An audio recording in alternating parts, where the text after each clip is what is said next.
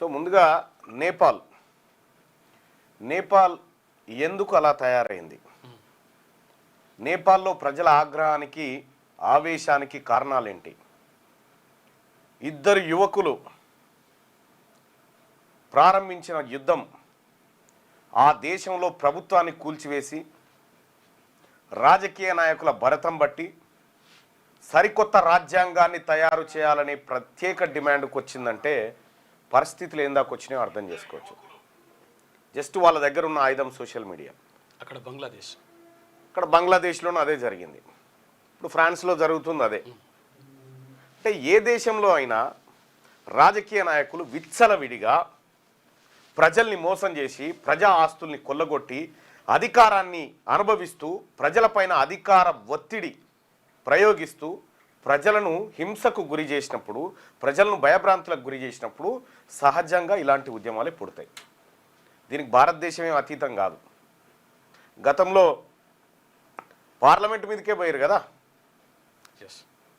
భగత్ సింగ్, ఆజాద్, చంద్రశేఖర్ ఆజాద్ వాళ్ళు పోయారు. అన్నా హజారే సారథ్యంలో జరగలేదా?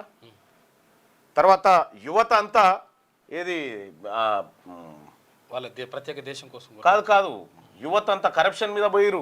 తర్వాత ఒక మహిళ అమ్మాయి గురించి మొత్తం దేశం ఏకమై అటువంటి పరిస్థితులు రావని చెప్పడానికి కూడా వీల్లేదు.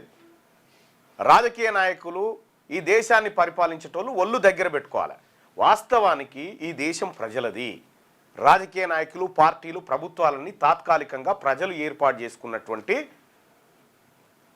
పాలేర్లు అనుకోవాలి. ఒక మాట చెప్పాలంటే ప్రజలు 5 సంవత్సరాలు ఆయన గుత్తకిస్తే చూడవా ఈ రాష్ట్రాన్ని ఏదో దేశాన్ని ఏదో చేయని చెప్పి ప్రజలు మ్యాండేట్ ఇస్తే వచ్చింది. అల్టిమేట్గా ఈ దేశం ప్రజలది.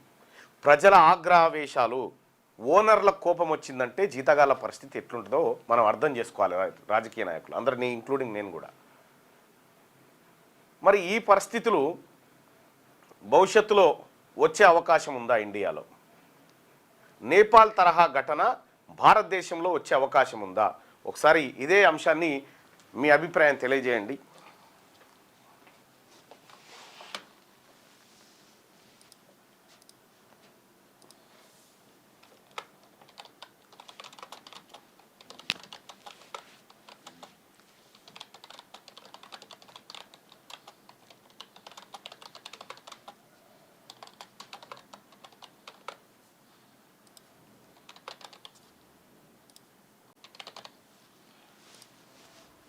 రైట్.